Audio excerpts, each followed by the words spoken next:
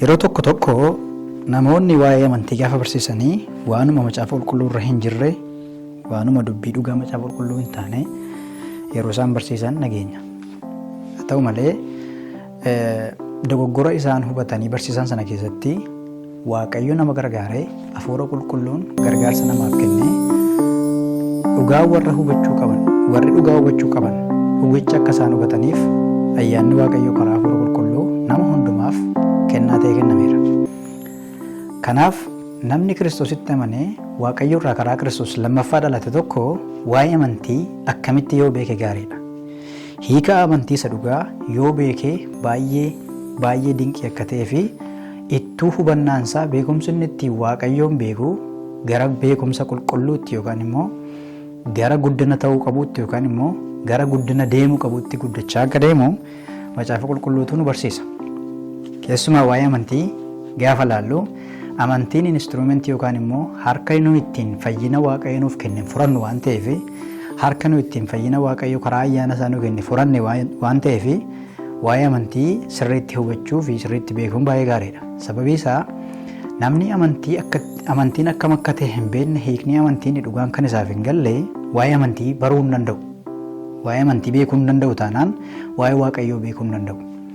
Amantiin isaaf hin galle taanaan nama tokkoof Kiristoosiin hin beeku jechuudha. Qabiyyeen amantiin tokko beekumsa waan ta'eef. Kanaaf amantii gaafa laallu Efesoon boqonnaa 2 lakkoofsa 1 irraa maal argina?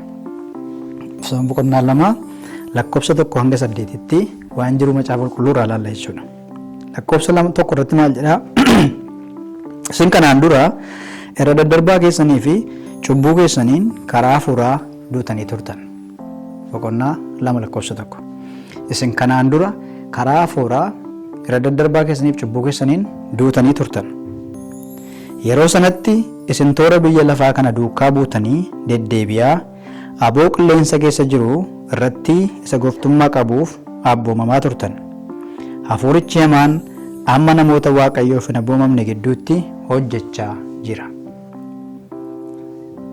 Irra daddarbaa fi cubbuu keessaniin karaa hafuuraa duutanii turtan jedha. Wanta lama argina.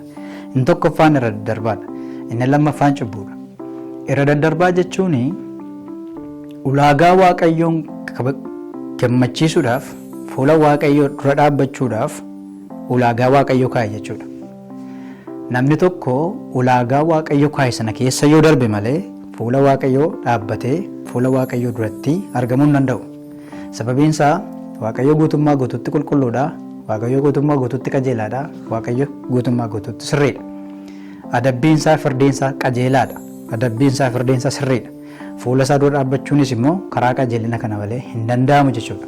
Kanaaf istaandardii kanaan fuula Waaqayyoo dura dhaabbachuu hin danda'amu. Istaandardii kana immoo nama kufe keessaa namni gad darbatame hundumtuu kufaa waan ta'eef, jannata keessaa namni gadi ba'e hundumtuu kufaa waan ta'eef, gaafa addaan faa kufan namni hundumtuu kufeera waan ta'eef istaandardii Waaqayyoo ittiin fuula isaa dura nama dhaabachiisu sana namni guutuu danda'u hin jiru jechuudha iddoo kanatti.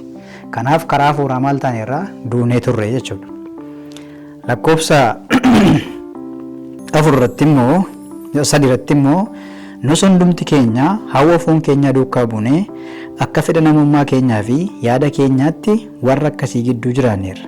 Akka fedha namummaa keenyaa fi yaada keenyaatti, akka fedha foon keenyaatti warra biyya lafaatiif abboomaman, warra diinota garboota warra ta'an, biyya lafaatiif garboota warra ta'an gidduu jiraanneerra. Kanaanis dhalootumaan dheekkamsa Waaqayyoo jala gallee turreedha. Dhalootumaan gaafuma dhaladhuanii abbaa koo fi koo irraa gaafa dhaladhu isinis hundumti keessanii abbaa fi haadha keessan irraa gaafa dhalattan hundumti keessan maal ta'e dhalattu. Namni sichis fooniif dhiigarra dhalatu hundumtuu maal ta'e dhalata. Dhalootumaan dheekkamsa Waaqayyoo jala galeedhuma dhalataa jechuudha. This is common. Waan nama hundumaa, nama Kiristoositti namanne hundumaa eeggatudha jechuudha. Namni Kiristoositti namanne hundumtuu dhalootumaan dheekkamsa Waaqayyoo jala galee dhalata jechuudha. Lakkoofsa 4 irratti asii kaa'a jijjiiramni guddaan. Lakkoofsa 4 irratti araarri Waaqayyoo garuu baay'ee waan ta'eef jaalalli isaa isa guddaa sanaan nu jaallateera.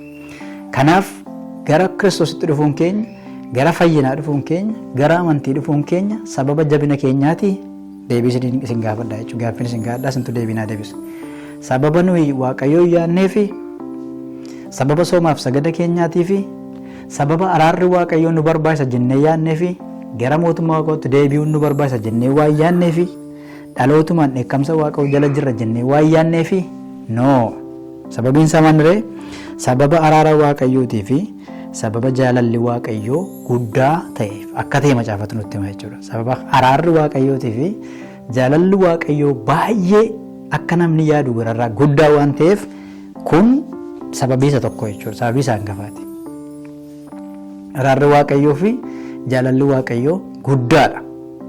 Kana darbee sababni hin jiru. Sababni koo keessa hin jiru, sababni keessan keessa hin jiru, sababni nama sin barsiisaa ture keessa hin jiru, sababni luba sinii karataa ture keessa hin jiru, sababni qeesii sinii karataa ture keessa hin jiru, sababni raajii isinitti himamaa ture keessa hin jiru jechuudha. Fayyina keessan keessa sababni nama ta'e tokko hin jiru. Sababni abbaa kootii hin jiru, sababni abbaa keessanii hin jiru. Sababni gargaarsi nama tokko iyyuu hin jiru. Gargaarsi kan iyyuu duwwaadha. Araarrii fi ayyaanni waaqayyoo, araarrii fi jaalalli waaqayyoo guddaa ta'uu isaati. Sababa inni tokko faana. Nama ittiin gaafatu waaqayyo, nama ittiin qoratu waaqayyo, waaqayyo olaanaa ta'uu isaati. Waaqayyo firdii qajeelaa kennuudhaaf waan barbaade jechuuf waaqayyo jaalalli isaatiif ayyaanni isaa maal ta'uu isaati guddaa ta'uu isaati. 5 nuyi irra daddarbaa keenyaan karaa hafuuraa du'oo taanee utuma jirru inni warra kiristoosii wajjin jiraatan nu godhate. Isin ayyaana waaqayyootiin fayyifamtaniidha. Amma gaa fayyifamuun keessan ayyaana waaqayyootiin, fayyifamuun keenya ayyaana waaqayyootiin. Ayyaana waaqayyootiin fayyitan sun taane ayyaana waaqayyootiin fayyifamtan jedha. Ituu maal taanee jirru? Karaa hafuuraa du'oo taanee utuu jirru. Utuu waaqayyoo yaaduu hin danda'in, utuu gara waaqayyoo yaaduu hin danda'in, otoo ittiin waan ittiin waaqayyoo yaadnu hin qabaatin, otoo ittiin garaa ittiin waaqayyoo yaadnu hin qabaatin, waaqayyoo akkasumattiin ayyaana isaatiin dhufee nu fayyise jechuudha. Waaqayyoo ayyaana isaatiin akkasumatti dhufee nu fayyise jechuudha. Lakkoofsa 6 irratti karaa Kiristoos isumaa wajjin du'aa nu kaase. Tokko isumaa wajjin du'aa nu kaase.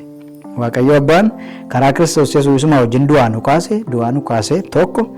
Lammaffaa immoo isumaa wajjin bantii waa keessa iddoo nuuf kenne. 3 nu teessisesiidha. Isumaa wajjin bantii waaqaa keessaa iddoo nuuf kennaan jedhu. Isumaa wajjin gara fuulduraatti iddoo nuuf kennaan jedhu. Isumaa wajjin gara fuulduraatti nu teessisaan jedhu. Isumaa wajjin bantii waaqaa keessaa iddoo nuuf kenne. Isumaa wajjin du'aa kaane. Isumaa wajjin iddoo arganne. Isumaa wajjin teenye jechuudha. Nuyi ammoo mirga waaqayyoo jirra jechuudha. Karaa hafuuraa du'aa kaanii mirga waaqayyoo jirra jechuudha. Okay. Lakkoofsa 7. Lakkoofsa 8 irratti lakkoofsa 7 immoo inni kun immoo maaliif isa jedhu deebisaa jechuudha. Lakkoofsa 7 irratti immoo inni arjummaa karaa Kiristoos nuuf godhe sanaan bara dhufu hundumaattuu baay'ina ayyaana isaatii hammas hin jedhamne agarsiisuudhaaf kana godhe isdan. Maaliif ayyaana waaqayyootiin lafaaf jireenya Kiristoosiif ta'u yookaan mirga waaqayyoo iddoo Kiristoos jiraatu sana akka nu jiraannu kan godhe waaqayyoo maaliif? Tokko ayyaanni jaalalli araarsaa guddaadha inni irra jalqaba. Lammaffaa immoo baay'ina ayyaana isaatii hammas hin jedhamne sana agarsiisuudhaafidha. Waaqayyo ayyaanni waaqayyootis uncountable yookaan immoo hin xumuramu yookaan hin dhumu ayyaanni waaqayyoo.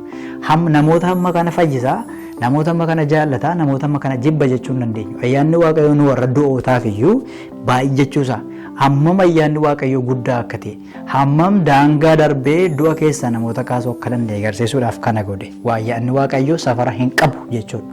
Kanaafuu maaliif ree sababiin isaa ayyaana waaqayyootu daangaa hin qabu. Ayyaanni waaqayyoo hammana jedhamee safaramuu hin danda'u. Amma gaa waa'ee amantii fayyisuutti deemaa jira. Lakkoofsa 8 irratti isin ayyaana waaqayyootiin karaa amantii fayyifamtanii jedha. Amma gaa amantiitu dhufe jechuudha. Amantiin maal ta'e dhufe ayyaana waaqayyootiin karaa amantii fayyifamtanii jedheetu inni kun immoo kennaa waaqayyooti malee gocha ofii keessanii mitiidha. Amma amantiin maal ta'e jechuudha. Harka nu ittiin hiixannee wantoota gubbaadhaa ka'ee lakkoofsa 1 hanga 8 jiru sanaan tarreessinee sababoota keenya iddoo nu jirru kufaatii keenya cabuu keenya baduu keenya du'uu keenya waaqayyoorraa gargar ba'uu keenya dhalootumaan dheekkamsa waaqayyoo jala galuu keenya nutti himee isinuma warra duutanii turtan kanaaf immoo waaqayyo amantii kennee ayyaana waaqayyootiin akkasiin fayyitan godhe. Amma kanaafuu hiikii amantii inni dhugaan iddoo kanatti dhufe jechuudha. Amantiin dhugaan yookaan amantiin fayyisu yookaan immoo saving phase amantii isa fayyina bara baraa namaaf kennu, amantii isa kennaa Waaqayyoo ta'e, amantii isa ayyaana Waaqayyootiin namaaf kennamu jechuudha. Yeroo akka jennu amantiin inni sobaa immoo jira jechuudha. Inni isa kam? Isa ayyaana Waaqayyootiin namaan kennamne, isa abbaan amanatu, isa ofii amanatu, isa namni amanatu, amantii isa waliigalaa.